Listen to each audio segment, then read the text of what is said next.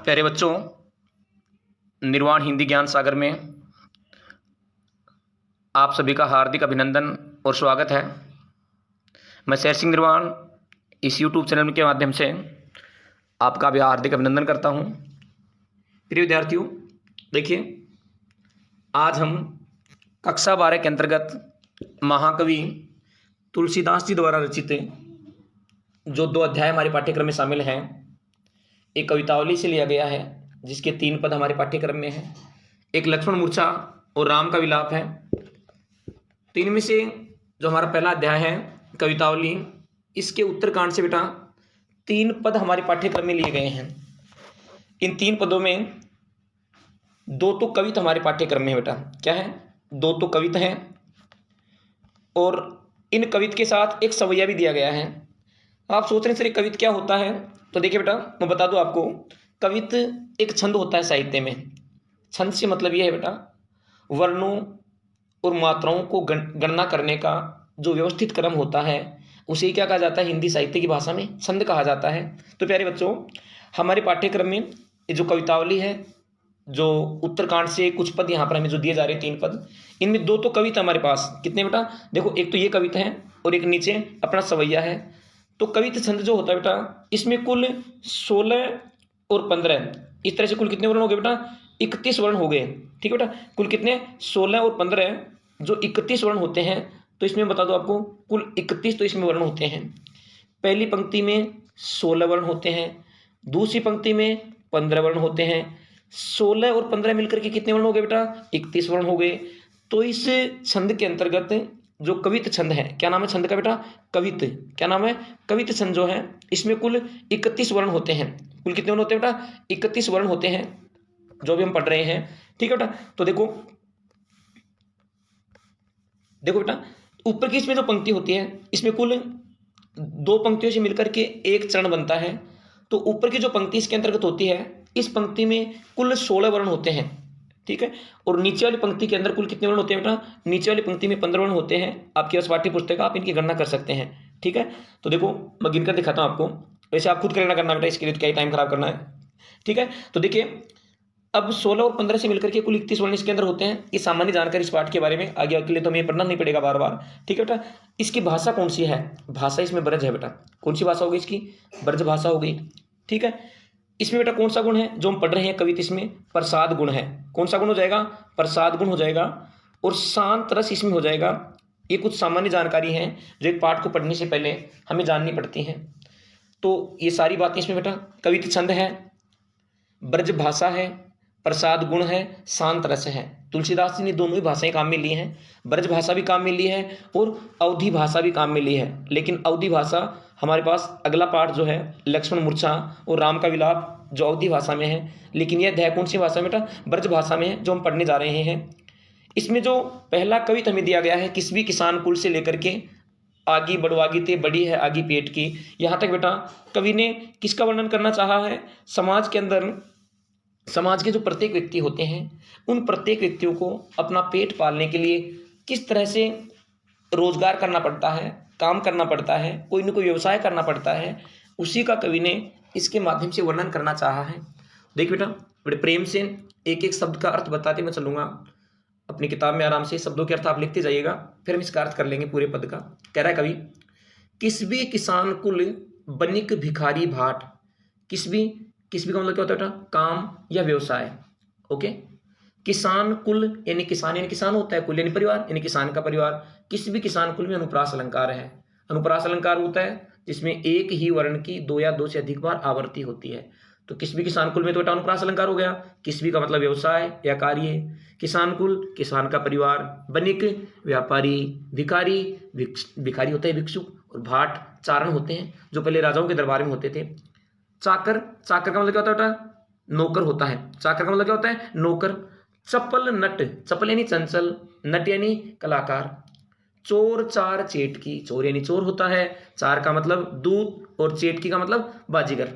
ठीक बेटा, तो कह रहा है कवि, किस भी किसान कुल बनिक भिखारी भाट, चाकर चपल नट चोर चार चेटकी। चाकर चपल में और चोर चार में, चेटकी में भी अनुप्रास अलंकार बेटा, बार बार 6 वर्ण की आवृत्ति हो रही है, इसलिए यहाँ भी अनुप्रास अलंकार है। कह रहा है कवि कि प्रत्येक व्यक्ति चाहे वो किसान का परिवार है, चाहे वो भिखारी है, बनिक चाहे वो व्यापारी है, भाट चाहे वो चारण है, चाकर चाहे वो नौकर है, चपल नट चाहे वो चंचल कलाकार है, चोर चार चेटकी चाहे वो चोर है, चाहे वो दूत है, दूत यानी दूर तक संदेश ले जाने वाला होता है, चार का मतलब क्या होता है, दूत होता है, ठीक है।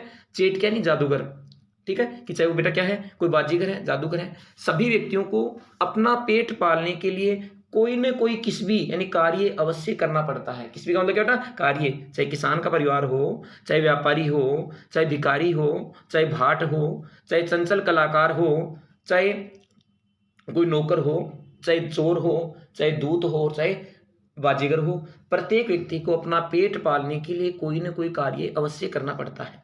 अगली पंक्ति की ओर बढ़ते हैं बेटा। आगे करा कवि, पेट को पढ़त यानी पेट को पालने के लिए पढ़त पढ़ाई करनी पड़ती है, गुण गढ़त गहन अध्ययन करना पड़ता है, चढ़त गिरी ऊंचे ऊंचे पहाड़ों पर चढ़ते हैं। कह रहा कवि कि लोग पेट को पालने के लिए पढ़ाई करते हैं, गुण गढ़त गहन अध्ययन करते हैं, चढ़त गिरी ऊंचे ऊंचे पहाड़ों पर चढ़ते हैं, अटत गहन गन, अटत यानी घूमना, गहन गन घने जंगल में, अहन दिन भर अखेट की शिकार करना। और लोग पेट को ही पालने के लिए घने जंगल में घूम करके शिकार प्राप्त करते हैं, कि दिन भर घने जंगल में घूमकर शिकार प्राप्त करते हैं। अहन दिन होता है बेटा, ठीक है। आगे चलिए, ऊंचे नीचे कर्म धर्म अधर्म करिए। ऊंचे नीचे कर्म का मतलब ऊंच नीच का कार्य करते हैं, धर्म अधर्म के कार्य करते हैं, पेट ही को पचत बेचत बेटा बेट की। यहाँ तक कवि कह रहा है कि यहाँ तक कि लोग पेट ही को पचत, पेट को ही पालने के लिए, बेचत बेटा बेट की, अपने बेटा बेटी को भी बेच देते हैं। समझना बेटा, पेट ही को पचत बेचत बेटा बेट की, कि यहाँ तक कि लोग अपने पेट को ही पालने के लिए अपने बेटा बेटी को भी बेच देते हैं। आगे कह रहा है कवि, तुलसी बुझाई एक राम घनश्याम हीते, आगी बड़वागी ते बड़ी है आगी पेट की। तुलसीदास जी कह रहे हैं कि बुझाई बुझा सकते हैं, एक राम घनश्याम हीते, राम का मतलब राम होता है बेटा, घनश्याम काला बादल, कि राम रूपी जो घनश्याम है, राम रूपी जो काला बादल है, वही क्या कर सकता है, बुझा सकता है। किसे, आगी आग, बड़वागी ते समुद्र की आग, बड़ी है यानी बड़ी है, बड़वागी ते बड़ी में भी अनुप्रास अलंकार बेटा, आगे यानी आग, और पेट की यानी पेट की, पेट क्या होता है बेटा, पेट की। तो कह रहे तुलसीदास जी कि पेट की आग जो समुद्र की आग से भी बड़ी है, इस पेट की आग को राम रूपी घनश्याम ही शांत कर सकते हैं, या राम रूपी जो काला बादल है वही क्या कर सकता है, इस पेट की आग को शांत कर सकता है। बेटा तीन प्रकार की आग होती है, एक होती है दावाग्नि यानी समुद्र जल में लगने, सॉरी बेटा जंगल में लगने वाली आग को दावाग्नि कहा जाता है, एक होती है बड़वाग्नि समुद्र में लगने वाली आग, और एक होती है जठराग्नि, जठ यानी पेट होता है। इन सब में तीनों जो आग होती हैं, इनमें सबसे बड़ी जो आग है वो कौन सी होती है, पेट की आग होती है, जो कभी शांत ही नहीं होती है।